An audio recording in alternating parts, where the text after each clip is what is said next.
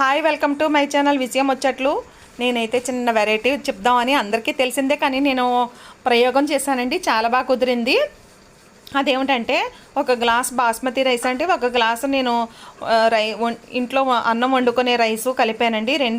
రెండు గ్లాసులు రైస్కి కొద్దిగా ఒక పొత్తు స్వీట్ కార్న్ పొత్తు గింజలు అయితే వలిసేసానండి. వలిసేసి అందులో వేసేసానండి. వేసేసి కొద్దిగా ఉప్పు వేసేసి అన్నం అయితే వార్చేసానండి. వార్చేసాక పులిహోర పోపులు ఎలా పెట్టుకుంటాం అన్ని కూడా పోపులన్నీ వేసేసానండి. వేసేసి అందులో నిమ్మరసం కలిపేసి చేశాను పులిహోర అయితేని.